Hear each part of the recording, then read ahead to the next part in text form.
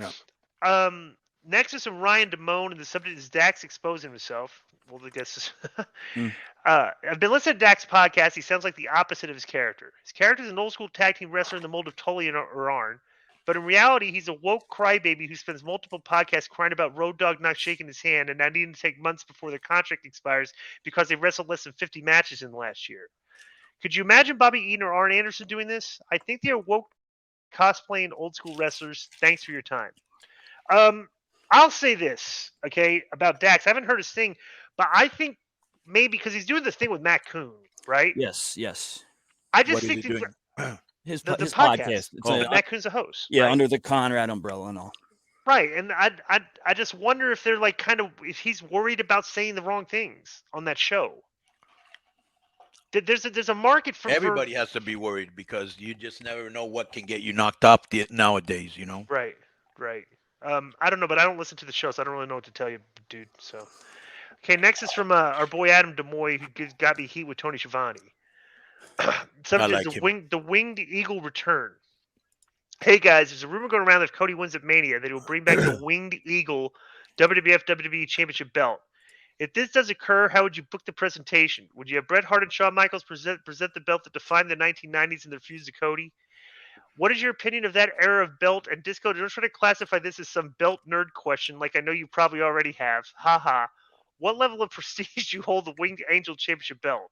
And Adam, yeah, I got to be honest. You answered like you that sentence. I'm not. I don't care. You actually think? Yeah. You knew I wasn't going to care. Yeah. So, and now you're even saying I won't care, and I don't care. Well, why would I Well, care? let me give you a backstory. So I was watching this clip that somebody sent me about Cody Rhodes, and he was the one that said, "Oh, I want the winged eagle belt to return." I was like, "What the fuck is that?" Yeah. You know, bro. If you were to put like the last 5 title belts that WWE's come up with, I couldn't tell you what they were called, what era they're from, or what they even look like. You know what I'm saying? Well, there's a belt. There are marked belt collectors that collect the belts and know what they all. I know, look I like. understand that, but I'm just saying that I don't. You know, like if you were to put 5 WWE belts, the last 5 they made, I couldn't tell you what era they're from. I probably couldn't even tell you which one the winged eagle is. You know, so Adam, do better, bro. Do better. Next is Jordan LeBlanc, and the subject is the filthy animals. Greetings. First of all, my apologies to the K100 crew for unintentionally providing misinformation a few weeks ago with my Max Moon question. See, that's not that hard to do, people. The guy came out here to apologize for his misinformation, right? I'll do better, due diligence in the future. My question is for Conan and Disco. Without a doubt, the Filthy Animals are one of the most entertaining acts in the history of WCW. Considering the fact that all of you were traveling the roads and hanging out together, were there times where you tried to pop each other in the ring or on TV a la Sammy and the Bloodline? And if so, were any of you successful? Bro, we did it all the time. This is in the hotel room, in the car, in the ring, in the locker room, in the club, everywhere. We're always trying to pop each other. Yeah, always ribbon, Ray, especially like Raven and Perry. They're always doing little gimmicks and angles trying to pop each other's stuff. So it's like, yeah. And all of our crew was like that. Jericho was like that. Raven was like that. You know what I'm saying? Right. I guess when you're not a wrestler, and somebody's busting your balls, you're not used to it, and you don't really know. You don't really know what to think. But go ahead. Right. I want to go backwards, just circle back on the thing we talked about earlier. I want to make a point. Right. Not a point. I want to ask you a question, because I've never worked with Batista. Okay. Right. And he did have this thing like in the locker room. He was kind of arrogant, right? But right. he was kind of like arrogant, but I understand kind of like a lot of people disliked him for that, right? Right. I can't imagine him being any more arrogant than Luger, but we all liked Luger. Right. Like Luger was kind of like a gimmick of an arrogant person, kind of like, because he would never break character. He was a gimmick in real life, yeah. Right. But it was funny, and he was funny around us. Bro, like, and he had you talk about dry wit. Right. He had one of the best dry wits ever. Him and Dean Malenko. Yes. Yeah. He's tremendous, and he had I like to think I perfected the art of Luger talking, which was his his calling sign. So, next is from Kevin. The subject is injured wrestlers' potential. What's Gucci, filthy animals? The Reason was one of my favorite entrance songs, and you guys had one of the most underrated entrances in WCW. And so I guess the name of the song is The Reason. For who? For the Filthy Animals. What? I I guess maybe this one. I don't know. My question: do you know of any wrestlers that had a lot of potential to be huge stars, but were unable to due to injuries suffered before they could attain that success? Who got hurt? That was probably. I don't know. I thought everybody kind of like. Yeah, I that don't know. song, that entrance song was called. If you want to call it Reason. getting dying and suffering an injury, yeah, Sean O'Hare. You know, I would have said I thought he would have been a huge star. You know, who else? I don't know. You know what I saw the other day that was very weird because I never saw it when it actually happened. Mm-hmm. You guys might know the backstory to this. What was the deal that I saw the other day? Chris Kanyon come out of a box singing like Boy George, and Undertaker got on him, and then Chris Kanyon got on. He looked great, bro. The boots and punches he was giving Undertaker. No, exactly. Bro, he's one of the best workers ever. Yeah. Right. Nobody even punches or does that today. I was like, how many guys actually work like that anymore? He looked great. But what was the deal? Did they have a feud or something that I don't know about? Or no? No, Kanyon had been off TV. Heyman was doing something where he was trying to surprise Undertaker every week. Oh, yeah, because Heyman was there. Yeah, Heyman was, And I don't know, man. Kanyon later on in life, of course, said that they did that to him because they found that he was gay. So they had him come out as Boy George and get beat up. I don't know if that's, you know. Do this. Go to Brian Cage's Twitter page right now. Yeah. And go down.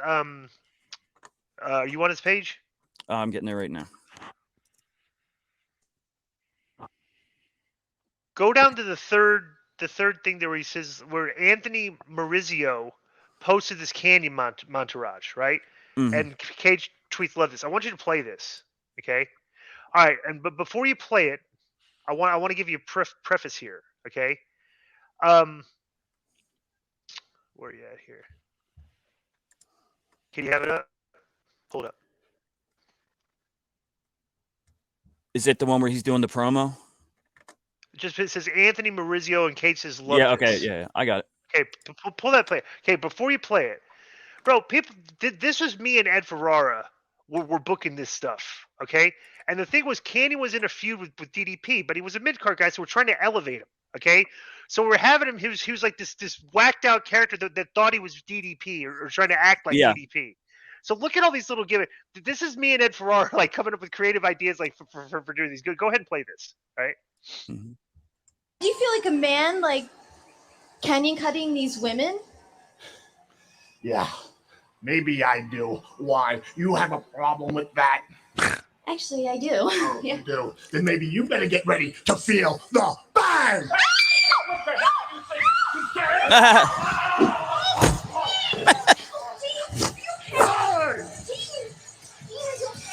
I want his ass. Get the hell out. I don't know what in the hell he thinks. I want Hogan now. Whoa! Speaking of control, knock that crap off, Kanyon. the beautiful North Charleston Coliseum, the site of WCW Thunder here tonight. And our thoughts are with my God. Mike Tenay. Wait, look at this, Tony. And let's go to a very intense interview. Unbelievable what the man. Oh, what? Wait. Not average Mike. Oh, I can't believe that. Good night. I know you.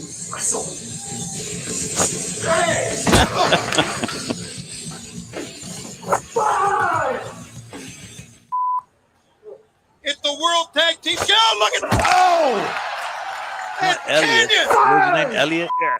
All right, I thank you very much, gentlemen. Hey, just a minute. Hey, no. Camera guy. What happened there? He struck again. He can't even cut the television man.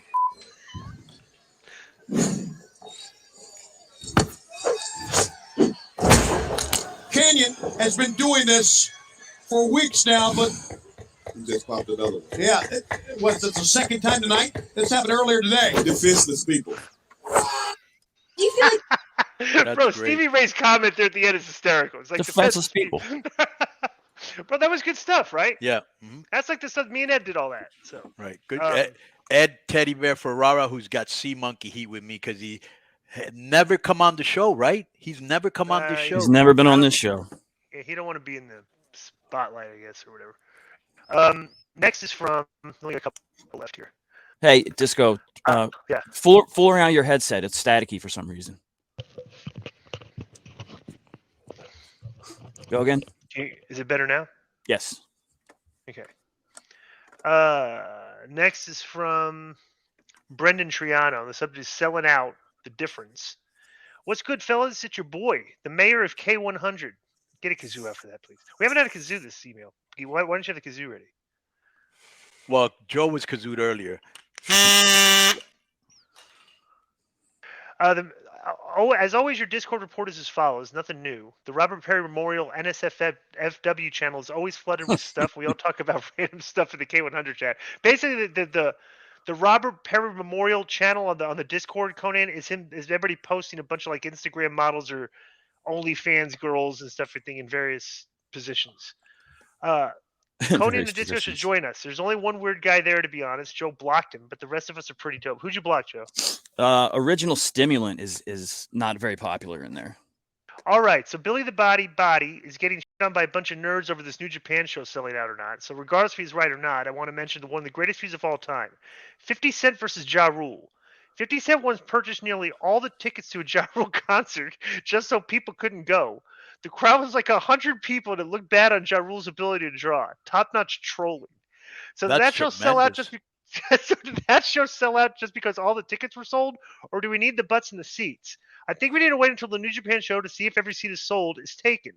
But Brendan, we talked about this exact thing last week. If it's sold out on the secondary markets, now they have to sell the tickets to get to people that are going to the show. So in our concept of a sellout, it's when you walk in the arena, is it sold out? Or are there empty seats? And are there a lot of empty seats? So that's how we'll know when the show takes place how many empty seats there are. And then P.S. Invitation still stands to attend my wedding. It will be open bar for Joe Drunken Master Feeney. We'll be expecting you three. Brendan, we will not be attending. I don't know if you want to open that can of worms. No, I don't want to go see your wedding either. You got any comment on this, Conan?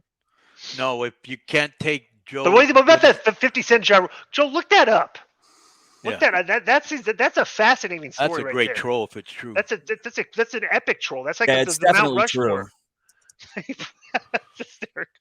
Next one's from Old School Lou. Subject is Netflix show.